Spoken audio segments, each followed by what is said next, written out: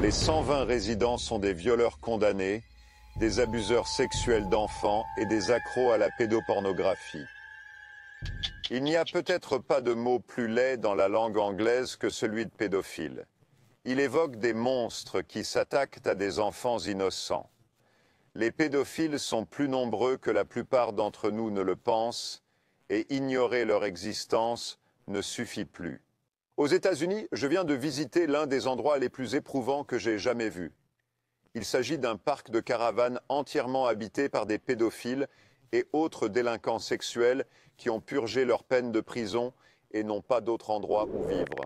Ce village de damnés a été créé pour notre protection et la leur, mais il teste également une nouvelle théorie controversée dont les résultats pourraient vous surprendre. Petersburg, sur la côte ouest de la Floride, est un terrain de jeu digne d'une carte postale. À une exception près, non loin de ces plages, cachées à la vue de tous, se trouve un parc de caravanes rempli de délinquants sexuels enregistrés.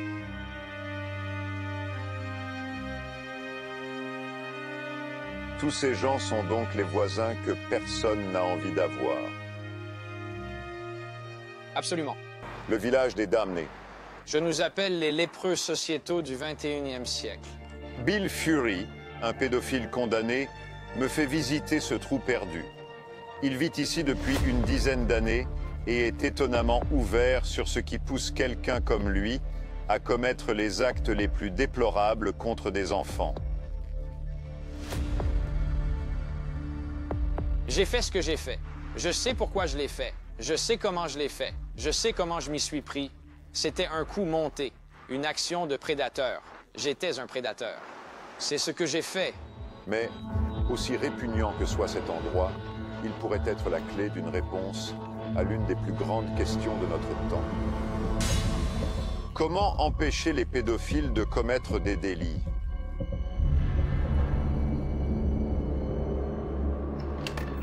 Tu veux venir ici avec moi, Teddy Bear?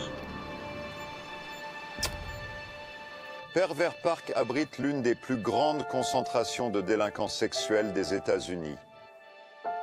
Je ne suis pas innocent d'avoir les images. Vous les avez regardées. Il a été créé il y a 10 ans pour répondre aux strictes lois de probation de la Floride qui interdisent aux pédophiles condamnés de vivre à moins de 300 mètres d'enfants. Au fil des ans, il est devenu un refuge pour les êtres humains les plus détestés de la société.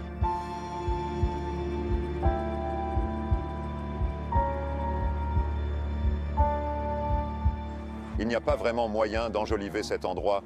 Ce n'est franchement pas un endroit où il fait bon vivre. Les conditions de vie y sont très précaires. Tout le monde a une histoire sombre et sinistre. Et l'atmosphère est, eh bien, c'est désagréable. Cela dit, la police de Floride affirme que cela fonctionne. On pourrait penser qu'une telle concentration de délinquants sexuels en un même lieu serait une recette pour un désastre. Mais les officiers de police affirment qu'il s'agit d'une centralisation des problèmes potentiels. Cela les aide également à retrouver les délinquants après leur sortie de prison. Et pour les résidents, cela crée une sorte d'autorégulation.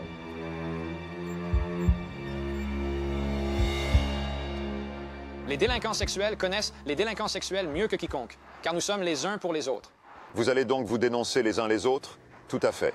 Qu'est-ce que ça fait d'être étiqueté comme prédateur sexuel? Je ne sais pas, c'est un peu surréaliste. Vous savez, c'est juste, c'est juste. Vous n'avez jamais pensé que vous étiez l'un d'entre eux? Je ne sais pas, non, je ne pense pas. Je veux dire, mais si vous y réfléchissez, que fait un prédateur? Il élimine les faibles et les jeunes de la meute et il s'en prend à eux. OK, c'est ce que j'ai fait. Je pense absolument que c'est le cas. Il serait difficile de trouver un agresseur d'enfants plus candide ou plus repentant que Bill Fury. Ce que j'ai fait était mal. Ce que j'ai fait... Vous l'avez donc admis? Oh, absolument. J'ai infligé à d'autres êtres humains un mal que je n'avais pas le droit de leur infliger. Pouvez-vous me décrire ce que vous avez fait? J'ai une petite amie qui a une fille de 12 ans. Et j'étais chez elle un soir pendant qu'elle travaillait.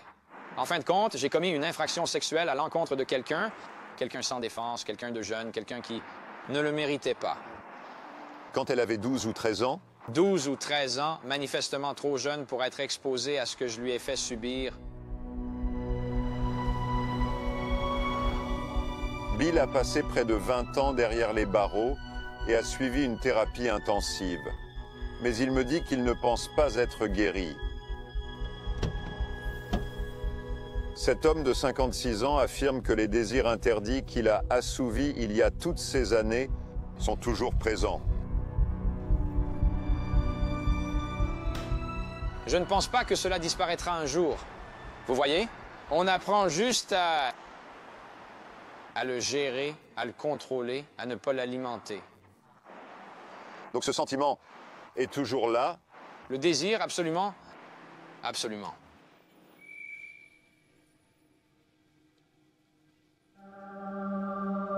Les recherches varient, mais même selon les estimations les plus basses, il y a des millions de pédophiles dans le monde.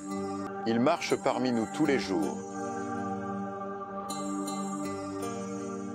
James, combien de pédophiles pensez-vous avoir vu au fil des ans? Le docteur James Cantor est un neuroscientifique spécialisé dans les sexualités atypiques. En ce qui concerne la pédophilie, il est parvenu à des conclusions importantes mais inconfortables, notamment sur les raisons pour lesquelles les pédophiles sont attirés par les enfants. Tout porte à croire que la pédophilie naît dans l'utérus, qu'on ne la choisit pas et que malgré tous les traitements tentés depuis plus d'un siècle, rien n'a permis de transformer ces personnes de pédophiles en non-pédophiles. En explorant le cerveau de pédophiles condamnés à l'aide d'IRM, le docteur Cantor a découvert une interconnexion spectaculaire dans le tissu conjonctif. Ces recherches controversées ont montré que les pédophiles sont des victimes de la nature. Ce n'est pas que ces zones du cerveau soient différentes chez les pédophiles, c'est que le réseau qu'elles sont censées former n'est pas correctement connecté. Le cerveau identifie donc accidentellement des éléments de l'environnement qui devraient susciter un instinct parental et nourricier, mais qui provoquent au contraire un instinct sexuel et érotique. Les pédophiles sont-ils nés ou fabriqués? La science en général dit que les pédophiles semblent être nés, pas fabriqués. Beaucoup. C'est une décision difficile à prendre, parce que certains y verront presque une excuse pour la pédophilie. Les gens feront de nombreuses interprétations différentes, mais le point de départ de toute politique est qu'il s'agit d'un phénomène biologique et que cela ne changera pas. Le docteur Cantor estime qu'au lieu de condamner les personnes nées avec quelque chose qu'elles ne peuvent pas contrôler, nous devons commencer à les aider avant qu'elles ne deviennent délinquantes. Et, chose incroyable, dit-il, de nombreux pédophiles ne veulent pas agir en fonction de leur urgence. La pédophilie n'est pas synonyme d'agression d'enfants, comme le pensent la plupart des gens. La pédophilie est un intérêt sexuel authentique, sous-jacent et immuable pour les enfants, mais n'est-ce pas la même chose? Non. La pédophilie est le comportement qui porte atteinte à un enfant. Un pédophile, il existe un groupe, par exemple, appelé les pédophiles vertueux. Ces personnes reconnaissent qu'elles sont sexuellement intéressées par les enfants, n'en ont jamais touché un et se jurent essentiellement de vivre une vie de célibat. Comment peuvent-ils réprimer cette pulsion sexuelle pendant toute leur vie? Je ne peux pas imaginer une telle malédiction. Et nous, en tant que société, la seule chose que nous puissions faire, la chose qui protégerait le mieux nos enfants, c'est de les aider. J'ai une attirance sexuelle pour les enfants, mais cet homme dit qu'il n'est pas un danger. Nous savons faire la différence entre le bien et le mal. Alors, peut-on lui faire confiance? Avez-vous déjà été tenté? J'ai été tenté, oui. C'était samedi après-midi, le 10 novembre, et... Les histoires d'abus sexuels sur des enfants dominent les bulletins d'information de la nuit. 2 frères âgés de 8 et 11 ans sont entrés dans l'une des toilettes publiques. Il semble que les pédophiles soient partout autour de nous. Les présumés, Bingley. les violeurs à la tête d'un syndicat de voleurs d'enfants. Près de 90% des délinquants sexuels ne sont pas détectés dans la société. Mais la recherche a maintenant découvert qu'ils n'agressent pas tous des enfants. Et, fait remarquable, il existe un bon pédophile.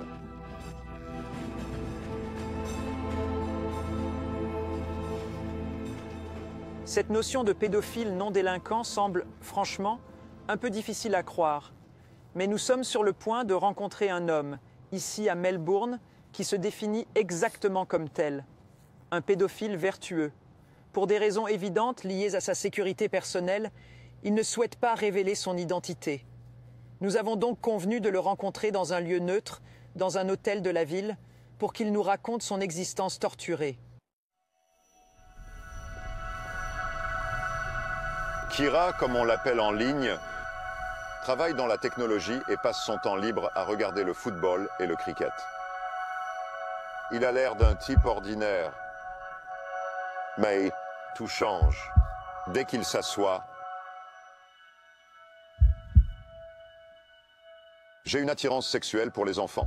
Êtes-vous mal à l'aise d'être étiqueté de pédophile? C'est un mot difficile, mais c'est techniquement vrai. Quel âge d'un partenaire sexuel vous semblerait attrayant? D'un point de vue purement physique, je dirais 7 ans. Kira explique qu'il a pris conscience de son attirance troublante pour les petits garçons à l'adolescence. Vers l'âge de 15 ans, j'allais à l'école. Je regardais les garçons. Je les trouvais sexuellement attirants, mais en grandissant, je n'étais pas attiré par les garçons de mon âge. Vous savez, après la puberté, j'étais plus attiré par les plus jeunes. Quand vous avez pris conscience de cela, et que vous, le mot pédophile, ça a dû être très déroutant. Vous êtes associé à des monstres, vous savez. Et c'est très difficile de réaliser que, attendez une minute, je ne suis pas un monstre. J'ai une morale, je ne pourrai jamais me résoudre à faire quelque chose comme ça.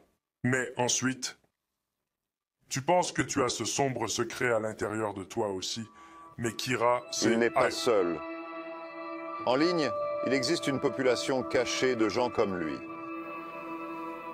Des milliers de pédophiles avoués qui se rencontrent et discutent, souvent anonymement, dans des forums. Vous savez, je suis passé par cette période de haine de soi et... Vous savez, d'essayer de me changer. Oui, je t'entends, mon pote. Je te comprends. Todd Nickerson est l'un de ces soi-disant pédophiles vertueux. Basé dans une petite ville du Tennessee, il s'est révélé publiquement en 2015 pour faire la lumière sur ce monde souterrain et secret. J'ai l'impression qu'on m'a enlevé un grand poids parce que maintenant, les gens me prennent pour ce qu'ils sont. Ils savent de quoi je parle. Et vous savez, pour le meilleur ou pour le pire... Le terme pédophile vertueux est un oxymore. Mais des hommes comme Todd et Kira affirment que même s'ils sont attirés par les enfants, ils ne sont jamais passés à l'acte. Êtes-vous tous engagés dans cette voie?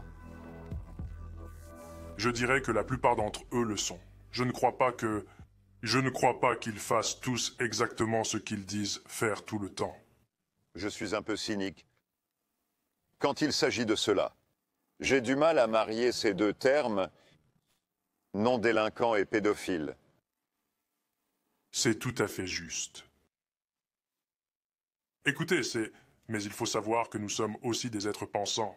Avez-vous déjà été tenté par un enfant? Je ne le ferai pas. Avez-vous déjà été tenté? J'ai été tenté, oui. Êtes-vous déjà passé à l'acte? Jamais. L'avez-vous fait? Non, jamais. Pas une seule fois. Pas une seule fois. Mais ce comportement est sur le fil du rasoir, n'est-ce pas? Il peut l'être.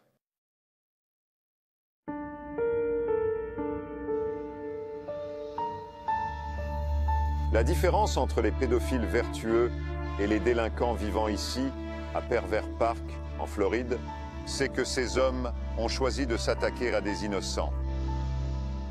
Ce n'est que maintenant, après que d'innombrables vies ont été détruites, que les agresseurs d'enfants comme Bill Fury apprennent à contrôler leurs désirs dégoûtants. Je voulais vraiment faire ce travail. Je voulais vraiment apprendre ce qui me faisait vibrer, ce qui me poussait à être ce que j'étais. Ce n'était pas un accident, ce n'était pas une opportunité, j'étais un prédateur. C'est ce que j'ai fait. C'est le genre d'introspection inébranlable que l'on encourage lors des séances de thérapie de groupe sur place. Qu'est-ce qui pousse une personne à agir de manière sexuelle? Dans cette salle, Les délinquants parlent de ce qu'ils ont fait et de la manière dont ils peuvent s'empêcher de recommencer. La question qui se pose alors est de savoir ce qu'il faut faire pour éviter que cette limite ne soit à nouveau franchie. Il serait toutefois naïf de penser que tous les pédophiles peuvent être aidés.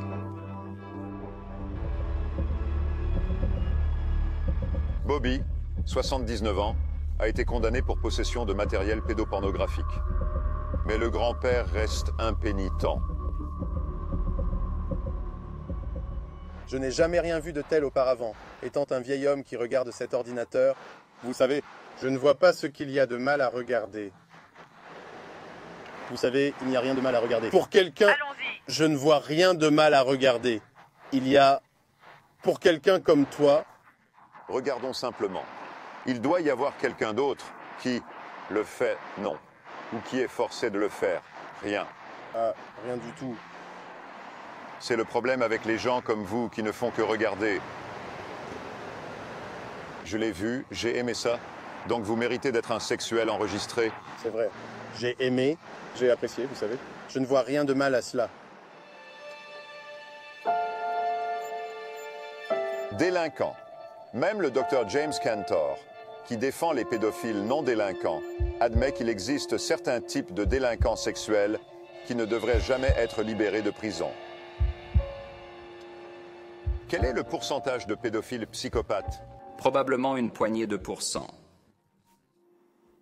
Ce sont les pires des... Les pires? Absolument. Ce sont des personnes que la société doit protéger et le seul moyen pour la société de se protéger contre un véritable psychopathe dangereux est de l'exclure de la société. Le pire. Mais pour l'essentiel, le docteur Cantor estime qu'il faut repenser la manière dont nous traitons la pédophilie. En effet, à l'heure actuelle, on ne fait pas assez pour s'assurer que les pédophiles non délinquants le restent.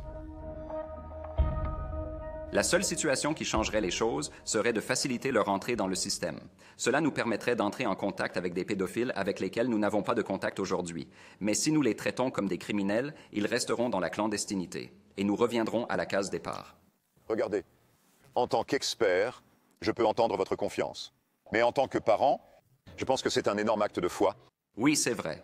Mais ce n'est pas la première fois que la science est confrontée à ce problème. Il y a beaucoup de choses que nous savons qui sont inconfortables, mais cela ne veut pas dire qu'elles sont fausses. Alors comment aider nos enfants en vous aidant vous-même? Ce qu'il faut faire, c'est commencer à faire passer le message que si vous avez ces sentiments, il faut tendre la main. Et en tant que société, nous devons offrir un lieu sûr. Il ne s'agit pas non plus de normaliser la pédophilie. Il s'agit simplement de comprendre que vous êtes comme vous êtes. Êtes-vous convaincu que vous êtes fait ainsi? Je ne crois pas qu'il y ait un moyen de changer les choses. Si quelqu'un m'offrait une pilule magique disant « Prends cette pilule, tu ne seras plus pédophile. Tu seras attiré par les adultes. Tout ira bien. Je prendrai la pilule. » Mais il n'existe pas de pilule. Il n'y a pas de pilule comme ça. Donc la meilleure chose que je puisse faire est d'accepter qui je suis et de tirer le meilleur parti de la situation.